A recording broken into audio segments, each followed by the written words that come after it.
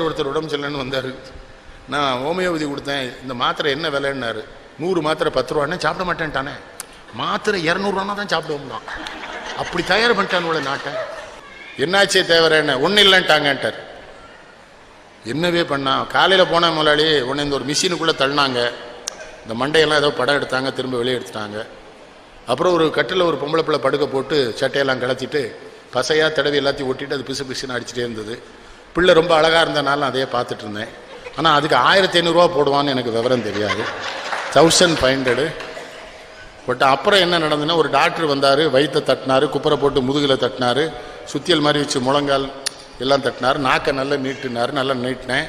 2 கண்ணையும் இப்படி இழுத்து இழுத்து பார்த்தாரு. அப்புறம் எதையோ ஒன்று வச்சு மூச்சை விடுன்னாரு. நம்ம மூச்சை காப்பாற்ற வந்தால் இவன் மூச்சை விடுங்கானே நான் பயந்துக்கிட்டே படுத்திருந்தேன். அது பூரா டெஸ்ட் பண்ணிவிட்டு இவ்வளவையும் என்னை பார்த்து கடைசியில் என்கிட்ட கேட்டார், உனக்கு என்ன செய்யுதுன்னு கேட்டார்.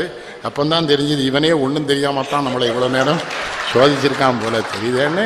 அந்த ஒன்றும் தெரியாத டாக்டருக்கு 1000 ரூபா போட்டான். சரி, அப்புறம் ஒரு இடத்துல கூப்பிட்டு போய் பேசிட்டு இருக்கும்போது ஒரு பொம்பளை போய் டப்புன்னு குத்திட்டு, என்னன்னா ரத்தம் எடுத்து சுகர் இருக்கான்னு பார்க்கணும்.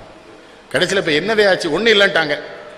சரி போயிட்டு வரோம்னே. ஏன்ட்டையும் ஒன்றும் இல்லைன்னாரு. என்ன 7000 ரூபாய் வாங்கிட்டு விட்டானுவோ, ஊருக்கு போன 200 ரூபா கொடுங்கன்னாரு.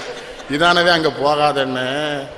அப்புறம் அந்த டாக்டர் எங்கள் ஊர்லேயே பெரிய டாக்டர், எல்லாரும் என்கிட்ட பிரியமாக இருப்பான்ல. அப்புறம் அவனை கூப்பிட்டு கேட்டேன், ஒரு கிராமத்தான் நினச்சா அவன்கிட்ட 7000 ரூபா வாங்கிட்டு விட்டுருக்கேன்னா அந்த ஐயர் சிரிச்சுட்டே சொல்லுவான், அண்ணா நல்ல வேலை அனுப்பிச்சேர், இந்த மாதம் நான் பேங்க்கு டியூ கட்ட வேண்டாமா, எத்தனை மிஷின் கடனில் வாங்கியிருக்கேன், ஓய் நான் உங்கள்கிட்ட ஒன்று சொல்கிறேன் கேளும், அப்பப்போ அனுப்புவோம், உமக்கும் ஒரு கமிஷன் தரேங்க. ஆஹா,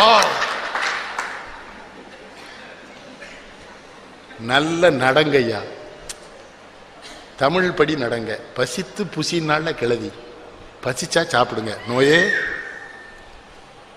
இந்த பஜ்ஜின்னு ஒரு பலகாரம் இருக்கு பார்த்திருக்கீங்களா, அது நம்மளை கூப்பிடும், நம்ம போகக்கூடாது. செக்கச்சவேன்னு வா வாங்கும். நோ. குத்தாலத்தில் குளிக்க வரீங்களா பூமணி கவிமணி, அங்கே பச்சி போடுவான் பத்தியெல்லாம் சுட சுட 10 வருஷமா அந்த எண்ணெயில் தானே போடுறான்.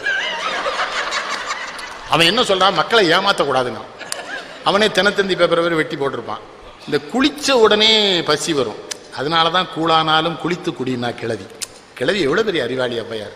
குளிச்ச உடனே ஒரு பசி வரும்ல, அருவிலேருந்து போய் இந்த பச்சியை வாங்கி பார்த்துருக்கீங்களா, தினத்தந்தி பேப்பரை வச்சு எண்ணெய் எடுக்கானா, உன் நாக்கு அறுத்தான்னு கேட்கேன். அப்படி அதை திங்கணுமா பாருங்க.